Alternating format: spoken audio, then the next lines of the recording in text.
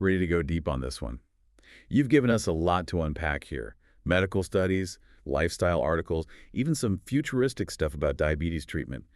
Feels like you're after the big picture and how it all connects back to, well, you. Definitely. It's really interesting stuff and honestly more complex than most people realize. You hear diabetes and it seems straightforward, but the sources you've brought in show there's a whole range of experiences within that one word. Exactly. It's way more nuanced than just saying someone has a sugar problem. Right.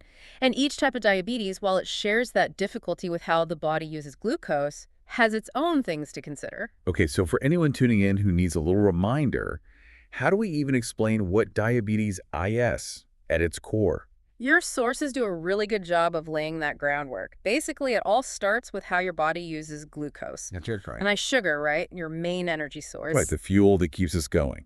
Exactly. And the key to getting that fuel from your blood into your cells is insulin. That's a hormone made by the pancreas.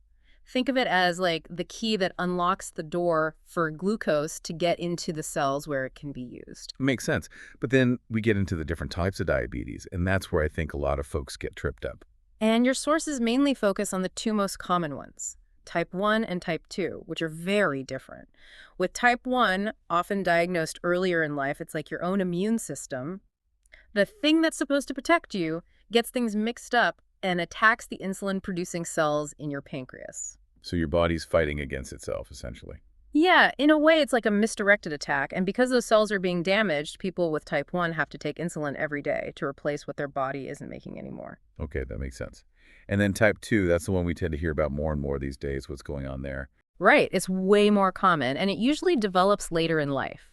Now, while type 2 diabetes is definitely linked to things like diet and lifestyle, your sources make a really important point that doesn't make it any less serious. It's not just about eating too much candy, it's bigger than that. Exactly.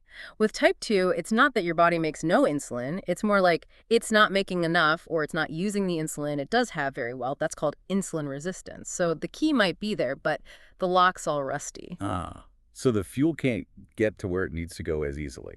That's a good way to think about it. Now, you keep mentioning risk factors, things like family history, how much someone weighs, their age. It feels like a lot to keep track of. It can be, and everyone's different, of course, but those risk factors are like clues, not the whole story. Take family history. Having a parent with type 2 diabetes does increase your risk, for sure, but your sources emphasize that if you maintain a healthy weight, you can significantly lower your risk, even with that family history, compared to someone who's, say, obese. So it's a combination of factors Yeah. and how they all interact. It's not like a predestined thing. Exactly. But this is where understanding your own risk factors comes in. Knowledge really is power, because then you can take steps to reduce your risk. Absolutely. But what about the person who's listening and thinking, okay, but how would I even know if something's wrong? What does diabetes actually feel like? That's where being able to recognize the symptoms is super important. And you found some sources that break those down really well, from the more obvious signs to the sneakier ones people might miss. Right, like everyone knows the whole always thirsty thing. Yeah. That's kind of a classic diabetes symptom. Yeah, and it actually makes a lot of sense if you think about it. When glucose builds up in your bloodstream because your body's not using it right, your kidneys are working overtime trying to flush it out. And that makes you dehydrated, which makes you thirsty. And that excess sugar has to go somewhere, right? Exactly. So another common symptom is frequent urination, especially at night, because your body's trying to get rid of that extra glucose through your urine. But then there are the sneakier symptoms, the ones that might not immediately make you think, oh, this must be diabetes. Right. What are some of the signs people might not realize are connected? Well, some people experience unexplained weight loss even if they're not trying to. Others might feel constantly hungry even when they eat. Feeling tired all the time is another one, or even having sores that are slow to heal.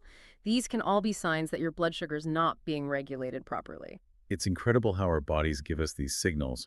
We just have to know what to listen for. It's like you're saying, just knowing those symptoms can empower you to advocate for yourself, to pay attention to what your body might be trying to tell you. But let's shift gears a bit. We've talked about the problem, but what about solutions? What I find really encouraging in all this research you've brought is that there's so much emphasis on what people can do to take charge of their health, even beyond medication. Absolutely. And that's what's so exciting about the information you've gathered. It really highlights how much power we have through lifestyle choices. It's not just about limitations, it's about making choices that support your well-being. I love that. It's about working with your body, not against it. And speaking of working with your body, let's talk about food. You've got all sorts of sources here about building a diabetes-friendly diet, and it doesn't seem as scary as some people might think. It really doesn't have to be. It's not about deprivation or crazy strict rules. It's more about making choices that are sustainable, that you can stick with, and that nourish your body. And the common thread I'm seeing here is real food is key. Right, so we're talking lots of veggies, lean proteins, healthy fats, the good stuff. Exactly. Think like a big colorful salad with some grilled chicken or fish, maybe a handful of almonds as a snack, quinoa or brown rice instead of white. Those are easy swaps. And don't forget about fiber. Your Yeah. sources really emphasize how important that is, especially for blood sugar. Oh, for sure. Fiber is like the unsung hero of blood sugar control. Think about it like a sponge. It actually slows down how fast sugar gets absorbed into your bloodstream. So instead of that sugar rush and then crash. Exactly. You get a more gradual release of energy, which is way better for your blood sugar balance overall, especially for someone with diabetes. It keeps those energy levels steady. So it's not just about what you eat, it's how you eat too, like paying attention to portion sizes, things like that. 100%. It's about finding that sweet spot, no pun intended, that works for your body and your needs. And what about exercise? Because it's not just about fitting into our genes right. It seems like when it comes to diabetes, moving our bodies is almost like medicine itself. It really is, and your research highlights this so well. Exercise isn't about punishment, it's about making your body more sensitive to insulin. So when you're active, your cells are actually better able to use that insulin to get the glucose out of your blood and into your cells where it belongs. Wow, so it's like literally helping your body work better at a cellular level. And you don't have to become a marathon runner overnight either, right? No, not at all. Even small changes can make a huge difference. Taking the stairs instead of the elevator, parking farther away from the store, going for a walk at lunch, it all adds up. It's about finding little ways to move more throughout your day. But, we'd be remiss if we didn't talk about stress too, because that plays a huge role in managing diabetes as well, doesn't it? It really does. And this is where it can get tricky because stress is sneaky.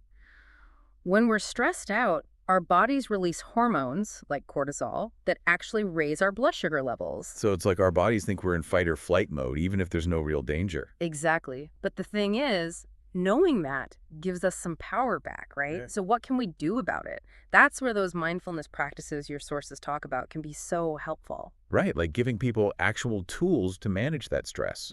Yeah, simple things like deep breathing, taking a few minutes to just focus on your breath, maybe some meditation. It can really interrupt that stress response and give your body and mind a chance to reset. It's like hitting the pause button on that whole stress cycle.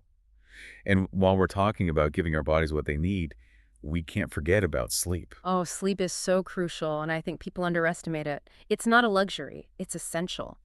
And when we don't get enough sleep, it throws off our hormones, including the ones that regulate our blood sugar.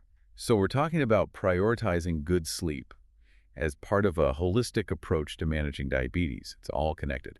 But before we move on to some of the really exciting research you've gathered about future treatments, we have to touch on technology because it's changing everything about diabetes care, isn't it? Oh, absolutely. And some of the technology you found is seriously game-changing, like continuous glucose monitors. Have you heard of those? ZGMs, right? I've heard the term, but to be honest, I'm not entirely sure how they work. They're amazing. Basically, it's a device that constantly tracks your blood sugar levels without you having to do those finger prick tests all the time. Wow, so you get real-time information about what your blood sugar's doing. Yes. And not only that, but a lot of them can actually alert you if your blood sugar is trending too high or too low, so you can take action before it becomes a problem. That's incredible. That kind of proactive insight must make such a difference in managing things. Hmm. And then there's insulin pumps. Are those what I picture, like almost an external pancreas? That's a great way to describe it. Insulin pumps deliver insulin continuously throughout the day, more closely mimicking how a healthy pancreas would work. And the newest ones can even communicate with those CGMs we were just talking about. Wait, so it's like they adjust the insulin automatically. Exactly. It's called a closed loop system, and it basically allows the pump to adjust insulin delivery based on your